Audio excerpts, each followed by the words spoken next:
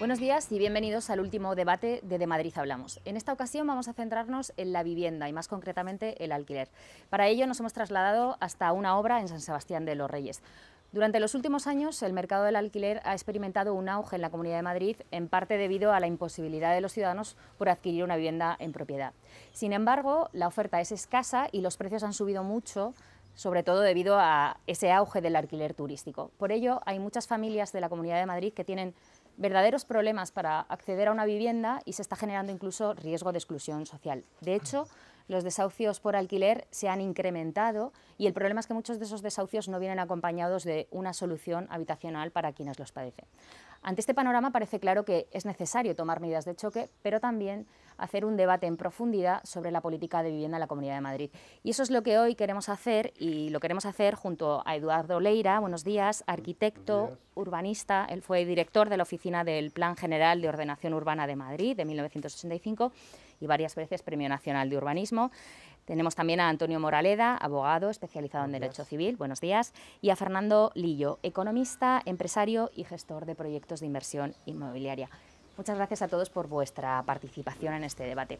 Como decíamos, el problema es que hay escasez de oferta y los precios son altos. Vamos a centrarnos en primer lugar en esa escasez de oferta. Parece claro que hay una necesidad real de vivienda, sobre todo de vivienda social en alquiler. Eduardo, ¿tú crees que la solución pasa por aumentar el patrimonio público de vivienda social destinada al alquiler? Sí, por supuesto, pero claro, es algo que no podemos improvisar. Llevamos durante décadas diciendo que no hacía falta la vivienda en alquiler, que era una tontería. Incluso, por ejemplo, la empresa municipal de la vivienda tenía en su reglamento prohibición de alquilar.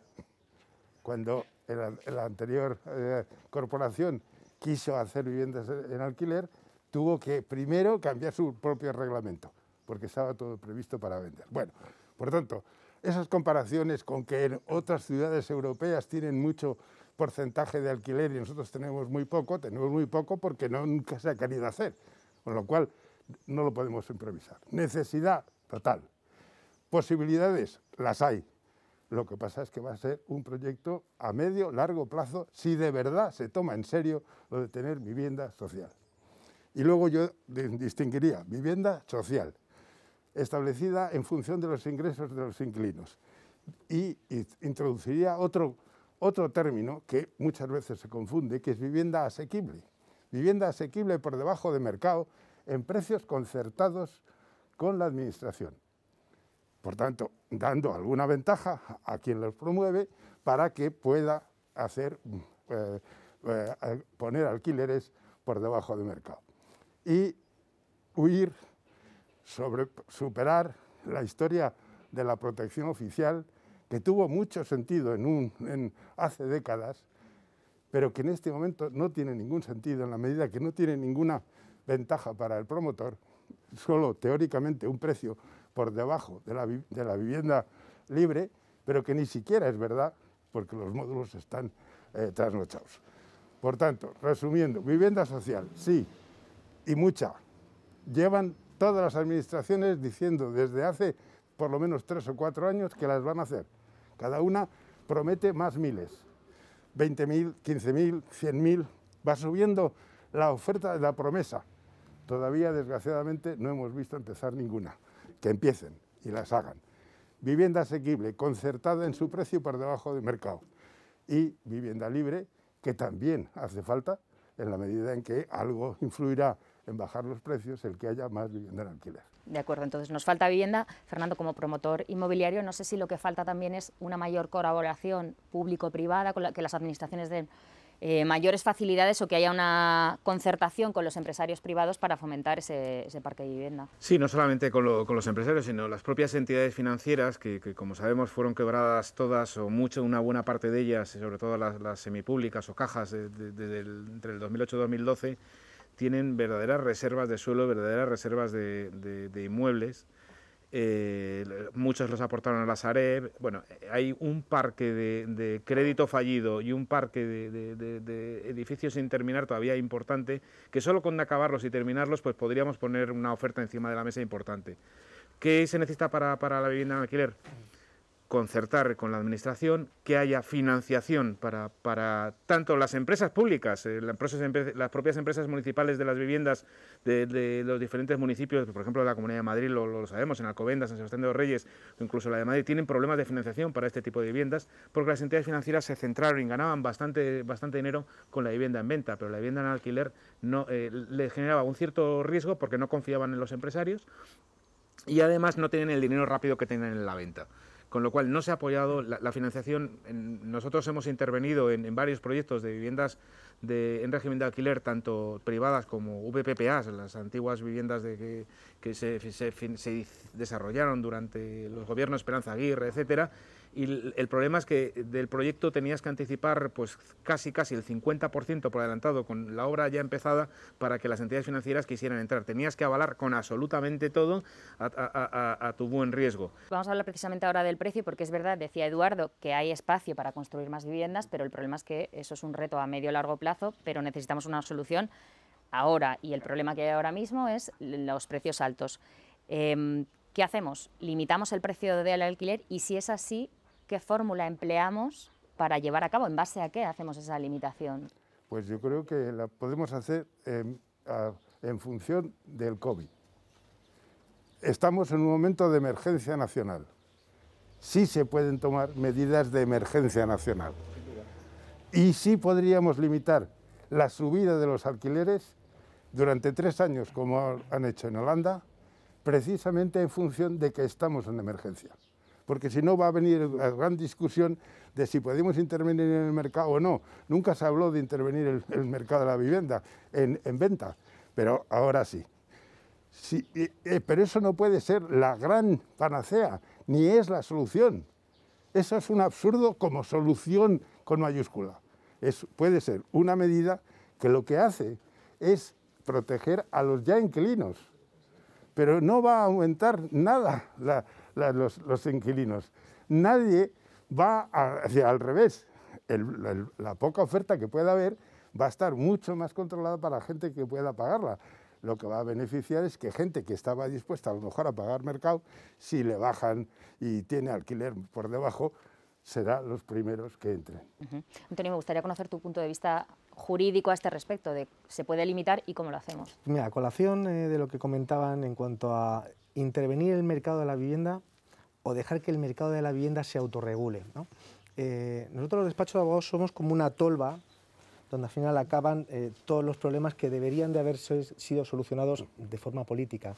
Debe existir un interés político en sentarse y ver qué es lo razonable, qué es lo que se está haciendo en los países de nuestro entorno, sobre todo tenemos que compararnos con la gente con los países de nuestro entorno, y evitar que todo acabe judicializado, porque tú intervienes en el mercado de alquiler ahora mismo y entonces, ¿qué haces? Intervienes por determinadas zonas y la gente que lo tiene, ese bien como una inversión de futuro, de repente esa persona se ve mermada, va a acabar en los tribunales. Vamos a tener paralizado, en base a que no hay un interés político, o no hay, parece que tenemos, no te voy a decir una casta política, pero no hay interés en sentarse y regular algo que es un bien, recordemos, según está recogido en nuestra Carta Magna, es un bien de primera necesidad, ¿no? La vivienda. Eso es lo que se tiene que regular. Bien, hablando de los desahucios, ten en cuenta que en este momento, como se han paralizado, hay 30.000 en cartera. Como se ha prolongado hasta agosto, pues cualquier hipótesis es que vamos a llegar como a 50.000, ¿sí? De aquí a agosto. 50.000 personas que están en un desahucio, evidentemente habrá algún jeta, pero la mayor parte de ellos porque realmente, literalmente, no pueden pagar. Luego, habrá que buscar una solución, pero ya, inmediata, porque esos 50.000 están ahí. Y se dice, es que tiene que haber una solución habitacional digna. Estupendo. Hemos quedado estupendo con la declaración. ¿Cómo se hace? ¿Cómo se puede hacer? La única manera posible es que esos señores sigan en las casas donde están.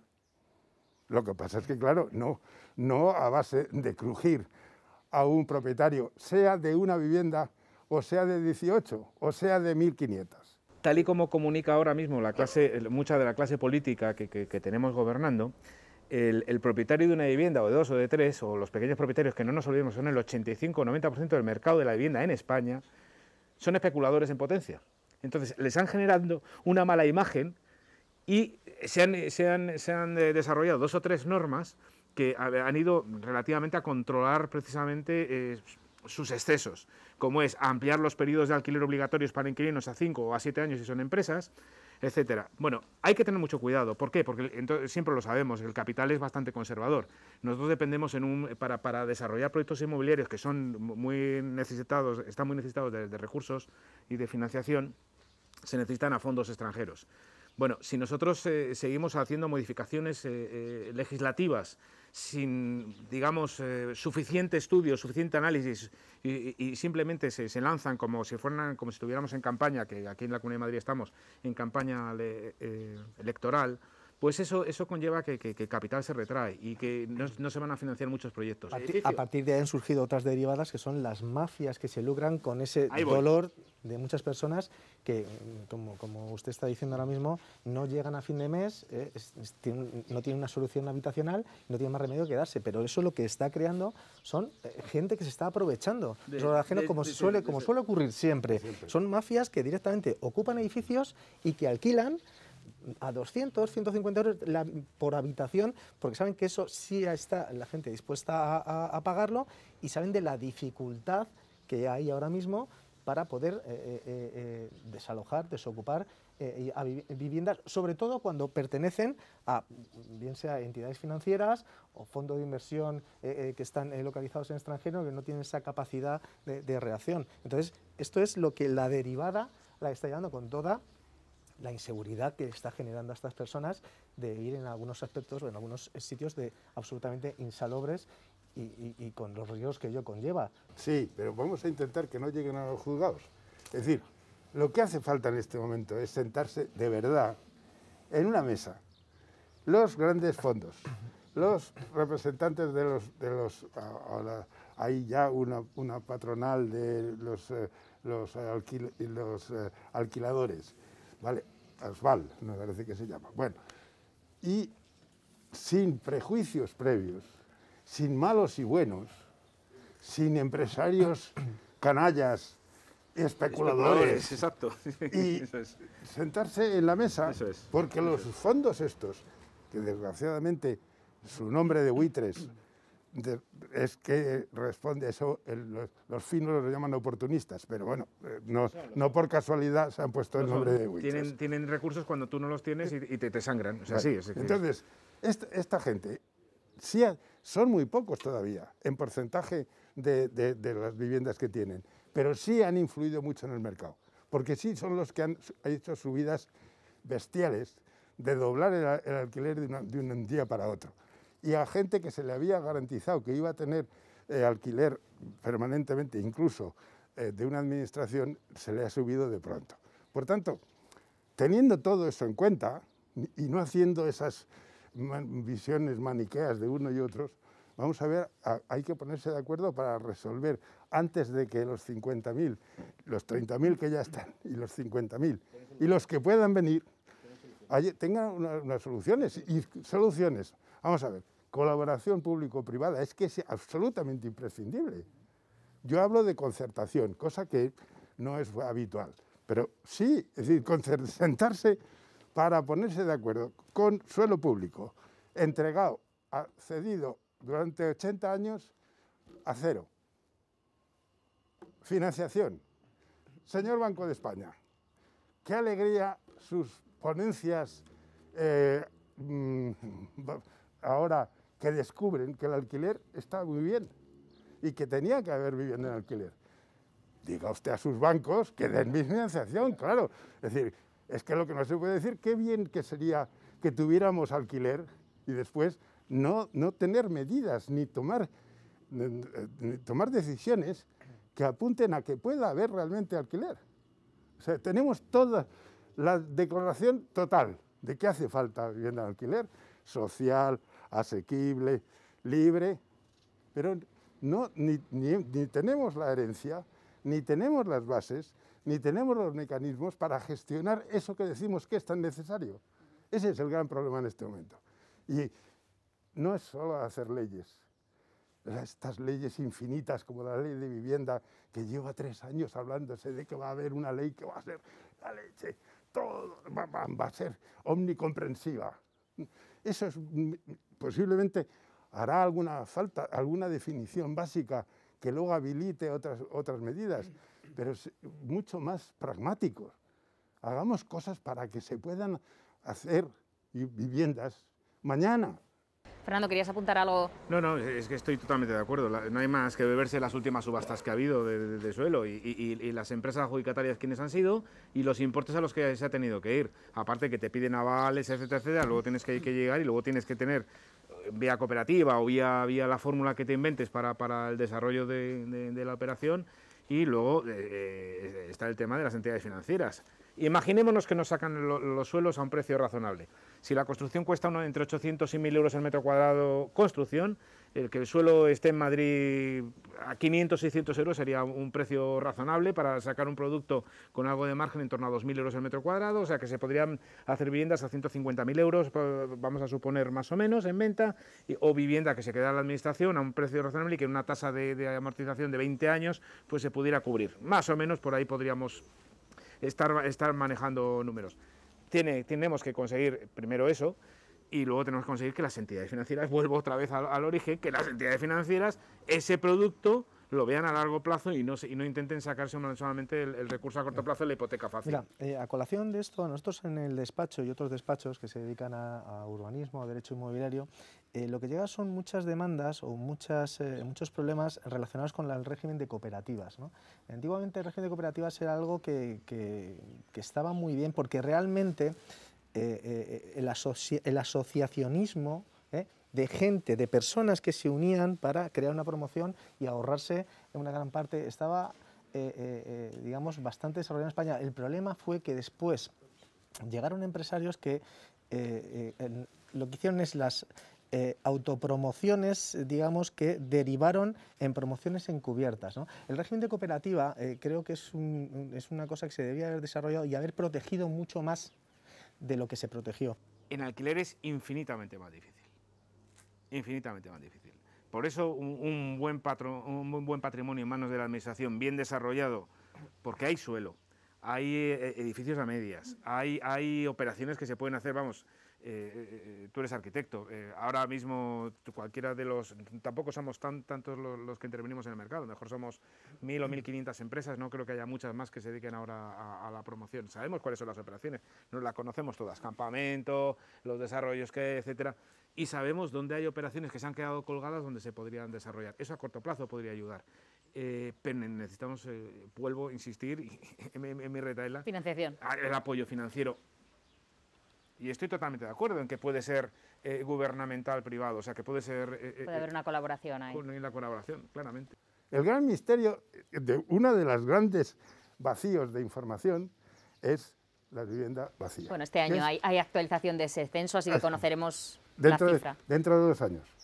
Los datos del censo 2021 del 21 se darán en el 23. 23. Lo que ahora dice el INE es que va a hacerlo a través de los contadores de la luz y va a analizar 4 millones de contadores.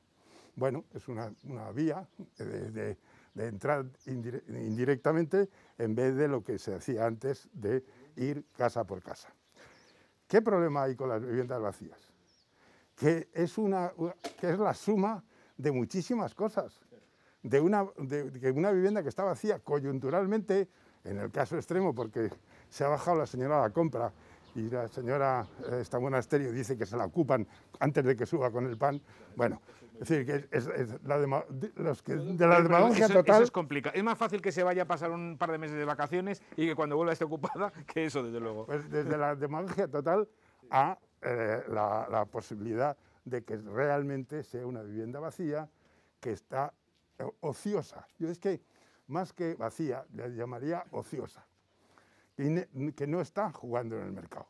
Entonces yo creo que lo que necesitábamos es unos nuevos registros que diferenciaran claramente la vivienda de uso personal, y sería la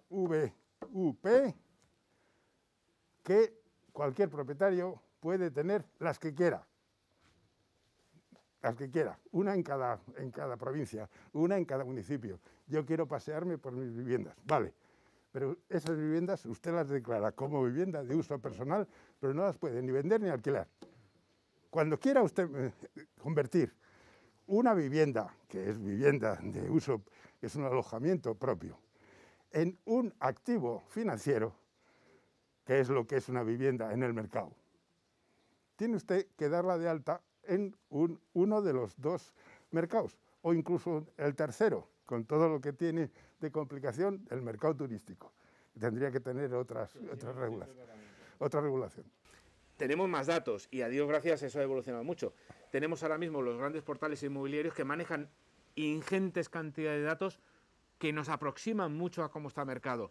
Y con esos parámetros se puede plantear todo un puzzle donde sentando a todas las partes implicadas se puedan poner todos de acuerdo. Sí, el problema que yo creo que estriba también un pequeño dato, es que sí se puede llegar a, de alguna manera, saber el tipo de viviendas que están vacías, el tamaño del parque de viviendas que puede estar vacía, pero esas viviendas, ¿alguien sería capaz de saber cuáles realmente tienen alquiler en economía sumergida?